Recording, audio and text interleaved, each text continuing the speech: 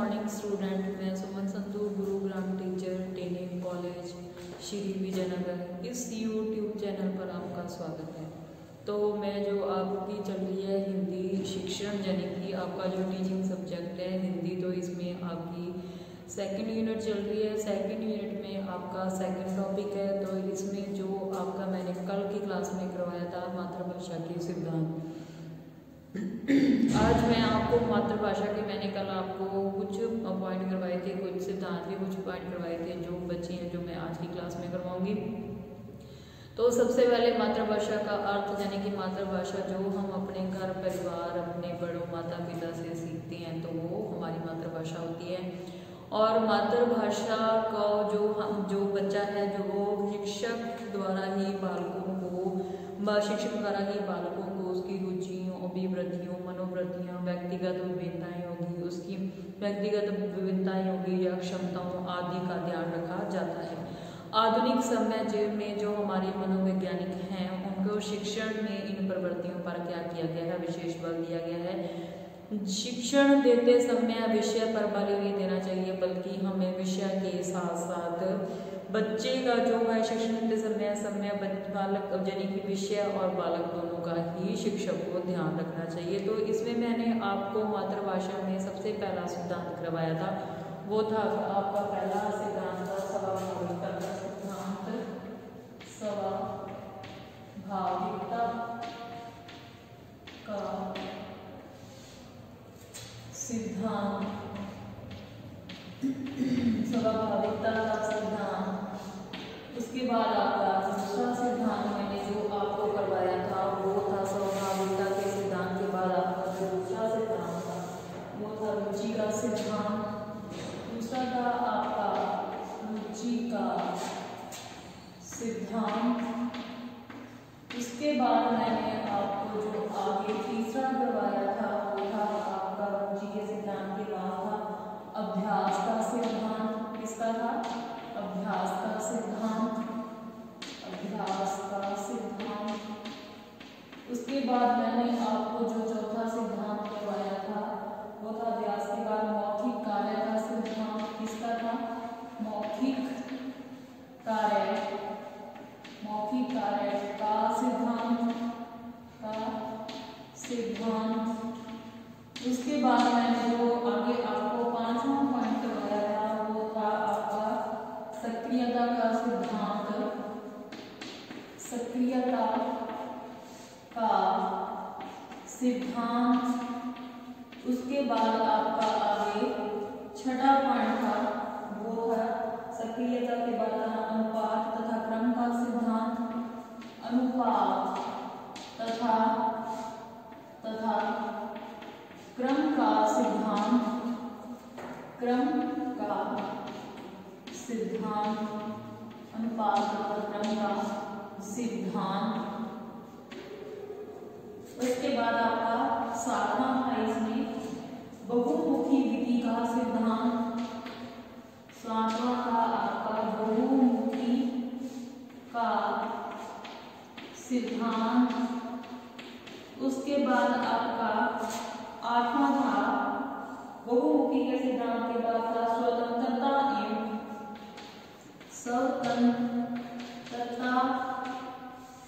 एवं व्यक्तिगत स्वतंत्रता एवं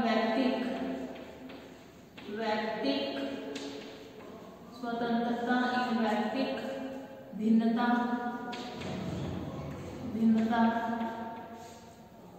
स्वतंत्रता व्यक्तिक भिन्नता। अब आगे आपका जो है नौवां पॉइंट था बाल्यावस्था का सिद्धांत। बाल्यावस्था का सिद्धांत। बाल्यावस्था का सिद्धांत। कल मैंने आपको स्वतंत्रता एवं व्यक्तिक भिन्नता का सिद्धांत करवाया था, उसके बारे में बताया था। आज जो आपका है बाल्यावस्था का सिद्धांत, यानी कि छोटी आयु बाल्यावस्था के सिद्धांत में क्या होता है। इस सिद्धांत में बाल्यावस्था के सिद्धांत का महत्व बताया था। इसमें बहुमुखी का सिद्धांत हो गया, इसके बाद मैंने आपको प्रयत्न का सिद्धांत बता दिया था, मौखिक प्रवचन हो गए, रुचि का सिद्धांत हो गया, मौखिक प्रवचन का सिद्धांत हो गया।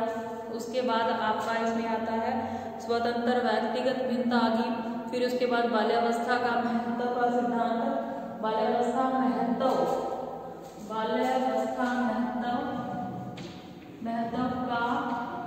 सिद्धांत, बाल्यावस्था महत्व के सिद्धांत में देखो इसमें उसके बाद था चयन एवं विभाजन का सिद्धांत। बाल्यावस्था के बाद था आपका चयन एवं विभाजन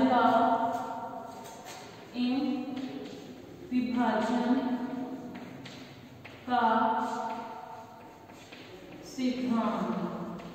चयन एवं विभाजन के सिद्धांत के बाद आपका अब आता है अनुकरण एवं स्वयं संशोधन। 11वां है आपका अनुशोधन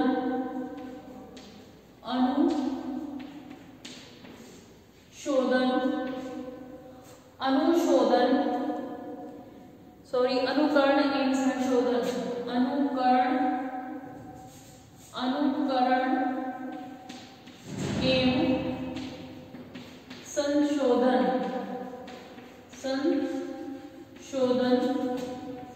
का सिद्धांत। मैंने कल आपको लास्ट तक करवाया था चयन एवं विभाजन के सिद्धांत के बाद आज आपका है अनुकरण एवं संशोधन का, स्वयं के संशोधन का सिद्धांत। यानी कि बालक क्या होता है, टीचर उसको पढ़ाता है और बालक उसको सुनता है। यानी कि बच्चा क्या होता है, अनुकरणशील होता है।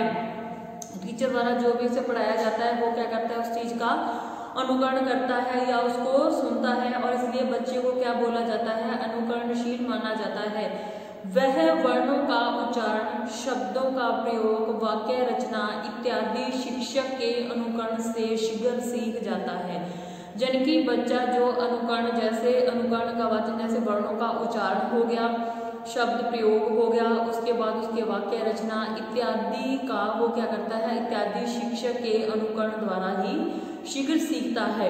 इसके लिए अध्यापक को क्या करना चाहिए, शुद्ध भाषा का प्रयोग करना चाहिए, जिससे कि बच्चा सीखता है और उस भाषा का वह भी शुद्ध प्रयोग करे। यानी कि जैसे शिक्षक बोलेगा बालक ही वैसे ही उसके पीछे बोलेगा। यदि बालक पहले से अशुद्ध बोलता है, अगर शिक्षक उसका बच्चा अगर अशुद्ध बोलता है, फिर अगर शिक्षक उसका शुद्ध बोलता है, तो बच्चा भी क्या करता है, उसको अनुकरण करके उस वाक्य या शब्द या वर्णों को शुद्ध बोलना शुरू कर देता है।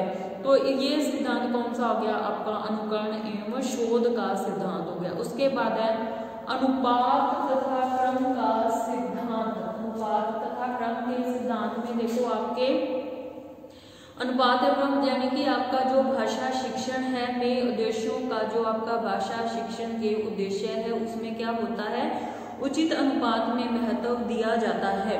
यदि विषय में ज्ञानात्मक उद्देश्य उपयोगी हैं, यानी कि जो हमारा बच्चे को ज्ञान देना है उसमें ज्ञानात्मक विषय उपयोगी हैं, तो उसे अधिक महत्व दिया जा सकता है।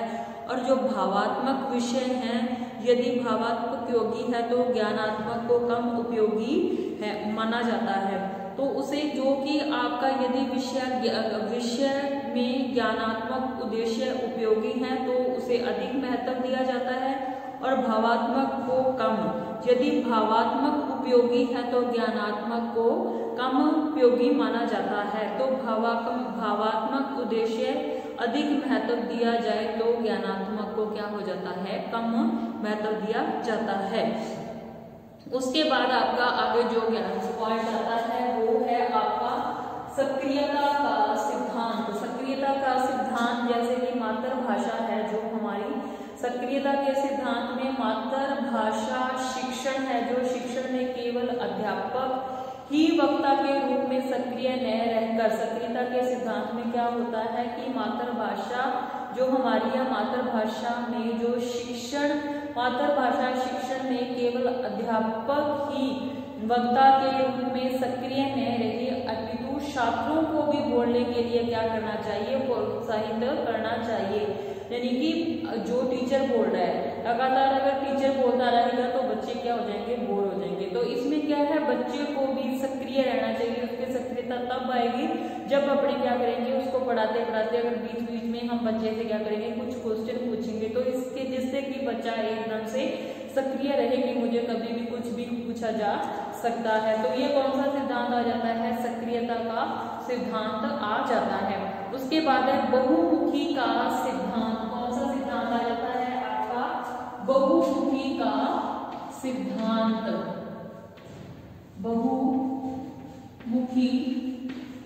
बहुमुखी का सिद्धांत। उसके बाद आपका 12वां पॉइंट आ जाता है बहुमुखी का सिद्धांत। बहुमुखी के सिद्धांत में देखो क्या होता है, इस सिद्धांत में एक उद्देश्य की प्राप्ति हेतु उस उद्देश्य से संबंधित सभी विषयों पर ध्यान दिया जाए अर्थात बहुमुखी प्रयत्न किए जाएं।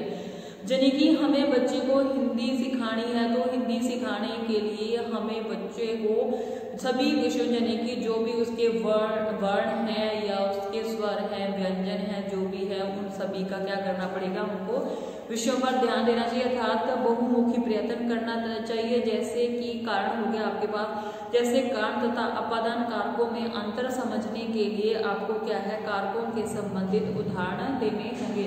क्योंकि आपको अगर बच्चे को कारक करवाने हैं तो कारकों के साथ साथ उसके जो उदाहरण हैं उनको भी, उन उदाहरणों के बीच में जो अंतर है उनको भी समझाना पड़ेगा। यानी कि आपको कारक के साथ साथ जो उसके उदाहरण हैं देकर उस कारणों के भेदों को भी साथ साथ में समझाना चाहिए। यानी कि जो हमारा बहुमुखी विधि को सिद्धांत कि एक कार्य सिखाते सिखाते साथ में दूसरे कार्य को भी सिखाते रहना चाहिए कि जो हमारे पढ़ाने का तरीका है वो बहुमुखी विधि को अपनाना चाहिए। उसके बाद है अन्य सामान्य सिद्धांत। उसके बाद आपका आगे वाला पॉइंट आ जाता है अन्य सामान्य सिद्धांत। 13वां पॉइंट आपका आ जाता है अन्य सामान्य सिद्धांत। अन्य सामान्य सिद्धांत, इस प्रकार के सिद्धांतों में देखो क्या होता है, शिक्षण संबंधी तथा इसमें क्या होता है, शिक्षण संबंधी अन्य सामान्य सिद्धांत के शिक्षण सूत्र के नाम दिया जाना चाहिए। जैसे कि आपको ज्ञात से अज्ञात की ओर, सरल से कठिन की ओर। सामान्य सिद्धांत में क्या होता है कि इसमें हमें ज्ञात से अज्ञात की ओर, सामान्य से कठिन की ओर लिया जाता है कि हमारी जो मातृभाषा के सिद्धांत हैं उस सिद्धांत में अन्य सिद्धांतों यानी कि अन्य सामान्य सिद्धांतों को भी अपनाना चाहिए। जैसे ज्ञात से अज्ञात की और सरल से कठिन की ओर। यानी कि हमें बच्चे को सबसे पहले सरल चीज सिखानी है, उसके बाद उसको कठिन चीज की ओर ले जाना है जिससे वो भी बच्चा उस चीज को आसानी से समझ सके। उसके बाद आ जाता है जीवन एवं अनुभवों से संबंध। 14वां पॉइंट आपका आ जाता है जीवन एवं अनुभवों से संबंध। जीवन एवं अनुभवों से संबंध। जीवन एवं अनुभवों से संबंध यानी कि जो हमारे जीवन के अनुभव होते हैं, जैसे कि जिस विषय वस्तु का बच्चों के अपने निजी अनुभवों और दैनिक जीवन से संबंध रहता है और जो उनके दिन प्रतिदिन जीवन में अनेक अनुभव आते रहते हैं, उनसे यदि शिक्षण के संबंध को जोड़कर अध्यापन कराया जाए तो बच्चा क्या करेगा, आसानी से सरलता से उस चीज को सीखेंगे और उसमें रुचि लेंगे। जैसे कि बच्चे को पढ़ाते समय हमें बच्चे को खेल विधि के माध्यम से उसे पढ़ाना चाहिए। जैसे कि आप बच्चे को बता रहे खेल खिलौने पशु पक्षी, जैसे उनके आसपास पशु पक्षी हो गए। पशु पक्षियों में देखो अगर आप उनको गाय, भैंस, कुत्ता, बिल्ली आदि का उदाहरण देके बताते हो या कहानी के माध्यम से पढ़ाते हो तो बच्चा उस संबंध में क्या करता है, एक तो उसकी रुचि पैदा होती है और उस चीज को वो क्या करता है, आसानी से सीख जाता है। जैसे उसके दैनिक जीवन में जैसे कबूतर, चिड़िया आदि पक्षी आते हैं तो उनका भी उदाहरण आप बच्चों को दे सकते हो। उसके बाद है बाल केंद्रित का सिद्धांत। 15वां पॉइंट आ जाता है आपका बाल केंद्रित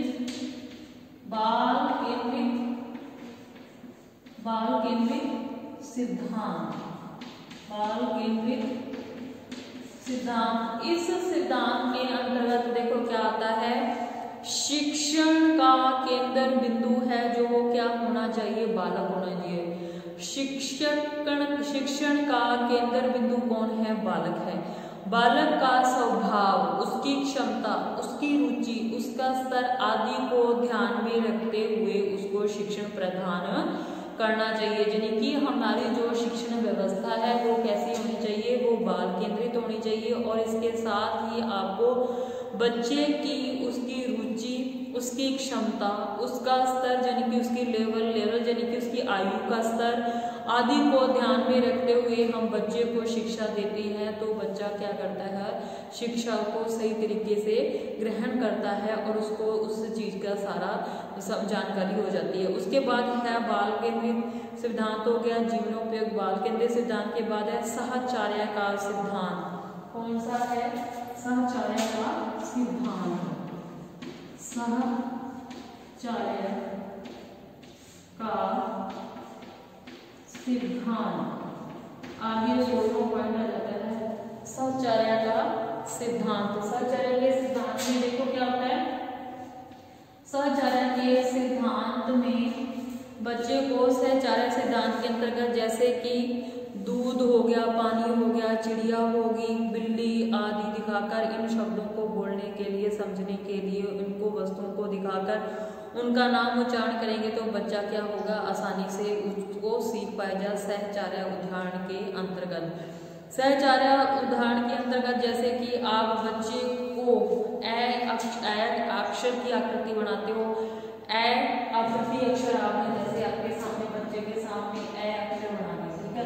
उसके साथ आप उसके साथ किसी पौधे का या किसी फल का नाम देते करते, जैसे आ से क्या बन जाता है, अमरूद बन जाता है, आम बन जाता है। तो ये कौन सी विधि हो जाती है, साहचर्य विधि हो जाती है। जैसे कै लिखा तो कै में आपको उत्तर लिख सकते हो, ठीक है। तो इसमें क्या, कौन सी विधि को अपनाया जाता है, साहचर्य की विधि को अपनाया जाता है। उसके बाद आपका 17वां पॉइंट है आवर्ती का सिद्धांत। 17वां पॉइंट क्या आता है, आवर्ती का सिद्धांत। आवर्ती का सिद्धांत, इस सिद्धांत में देखो क्या होता है, आवर्ती के सिद्धांत में मनोवैज्ञानिक हैं, जो हमारे मनोवैज्ञानिक हैं, उनका मानना है कि मनोवैज्ञानिक प्रयोगों से यह सिद्ध हो चुका है कि सीखी हुई बात को जितना हम अधिक दोहराते हैं, यानी कि उसका बार बार अभ्यास करते रहते हैं, बच्चे को करवाते रहते हैं, तो वह बच्चा उतनी देर में क्या करता है, वह उतनी देर तक ही याद रखती। जितनी बार हम चीज को दोहराते हैं और जितनी बार दोहराते हैं वह चीज हमें उतनी ही अधिक समझ में आती है और उतनी ही जल्दी हम उसी चीज को क्या करते हैं, सीखते हैं। और हमें जो हमारा अभ्यास है उसे हम समृद्धि के माता पिता ही बोलते हैं। और किसी ने यह कहा कि बार बार दोहराना ही समृद्धि के माता पिता हैं। और यह आवर्ती का सिद्धांत है, किसी चीज को बार बार दोहराना आवर्ती के सिद्धांत के अंतर्गत आता है। तो मैंने आपको मातृभाषा के बारे में बताया कि मातृभाषा क्या होती है, और मातृभाषा के मैंने आपको सिद्धांत बताए हैं। मातृभाषा के टोटल कितने सिद्धांत है, 17 सिद्धांत हैं। तो पहला सिद्धांत आपका होता है स्वाभाविकता का सिद्धांत, यानी कि इसमें बच्चे के स्वभाव पर डिपेंड करता है। उसके बाद उसकी रुचि आ गई, रुचि यानी कि उसका इंटरेस्ट आ गया। फिर है अभ्यास का सिद्धांत कि बार बार उस चीज को दोहराना। फिर है मौखिक कार्य का सिद्धांत, यानी कि उसको बिना देखे बोलना, मौखिक कार्य करवाना। उसके बाद सक्रियता का सिद्धांत। सक्रियता के सिद्धांत में क्या आता है कि बच्चे को हम भी क्लास में जब भी पढ़ाते हैं तो उसको क्या करना है, पढ़ाते अगर टीचर शिक्षक है जो लगातार बोलेगा तो बच्चे कहते हैं बोर होते हैं। शिक्षक को पढ़ाते समय बीच में क्या है, बच्चों से कुछ क्वेश्चन पूछने चाहिए, जिससे कि बच्चे उन प्रश्नों का उत्तर देने के लिए क्या रहे, सक्रिय उत्तेजित रहे, जिससे कि बच्चे का ध्यान कहीं और न बढ़े। उसके बाद आ जाता है अनुपात क्रम का सिद्धांत। फिर है बहुमुखी का सिद्धांत। फिर है स्वतंत्रता एवं व्यक्तिक भिन्नता का सिद्धांत। उसके बाद आपका आ जाता है बाल्यावस्था के महत्व तत्व का सिद्धांत, फिर है चयन एवं विभाजन का सिद्धांत, फिर है अनुकरण एवं संशोधन का सिद्धांत, बहुमुखी का सिद्धांत, फिर है अन्य सामान्य सिद्धांत, उसके बाद है जीवन एवं अनुभवों से संबंध का सिद्धांत, और 15वां आपका आ जाता है बाल केंद्रित सिद्धांत। बाल केंद्रित सिद्धांत में क्या होता है कि जो हमारी शिक्षा है वहाँ पे जो हमारा बच्चा है वो क्या होना चाहिए, शिक्षण का केंद्र बिंदु होना चाहिए कि हमारी जो शिक्षा दे रही है वो बाल केंद्रित होनी चाहिए। उसकी आयु स्तर, रुचि, उसकी वृत्तियां, मनोवृत्तियां सबको ध्यान में रखते हुए हमें बच्चे को शिक्षा देनी चाहिए। उसके बाद आ जाता है साहचर्य का सिद्धांत। साहचर्य के सिद्धांत में क्या होता है कि हम बच्चे को जिसके दैनिक जीवन या आसपास में जो भी चीजें उसको दिखाई देती हैं उसके आधार पर हम उसको शिक्षा देते हैं तो बच्चा उसे उस चीज को क्या करता है, आसानी से सीख जाता है। अतएव बच्चों में भाषा शिक्षण के लिए जितना अधिक प्रत्यक्ष यानी कि प्रत्यक्ष उसके सामने जो वस्तुएं हैं, आकृतियां, चित्र, मॉडल आदि के दिखाकर पढ़ाया जाता है तो साहचर्य का उसको क्या मिलता है, अवसर मिलता है और वह उतनी ही सरलता एवं सुगमता से उस चीज को क्या करता है, सीख जाता है। उसके बाद आपका आ जाता है आवर्ती का सिद्धांत। आवर्ती के सिद्धांत को आवर्ती का सिद्धांत क्या होता है, जिसमें कि हम बच्चे को बार बार जो चीज नहीं आती अगर हम उस चीज को बार बार बच्चे से रिपीट करवाते हैं, जो दोहराते हैं या बुलवाते हैं क्लास में। जैसे उदाहरण के तौर पे बता दूं कि बच्चों को हमें पहाड़े सिखाने हैं तो पहाड़े सिखाने के लिए हम बच्चों को क्या करना चाहिए, ब्लैक बोर्ड पे लिख के देने के बाद हम उनसे उस चीज को बार बार हर एक बच्चे से बार बार बुलवाएंगे तो वो क्या हो जाता है, सभी बच्चों को वो चीज क्या हो जाती है, याद हो जाती है। तो ये कौन सा सिद्धांत हो जाता है, ये आवर्ती का सिद्धांत हो जाता है कि हम बार बार इस चीज को दोहराते हैं, दोहराना ही स्मृति के माता पिता कहलाता है। तो आज मैंने जो आपको बताया था क्लास में कि मातृभाषा के सिद्धांत, मातृभाषा के मैंने आपको टोटल सिद्धांत बताए। तो जो आपका मातृभाषा का सिद्धांत का टॉपिक आज यहीं खत्म होता है। तो आज की क्लास में बस इतना ही। धन्यवाद।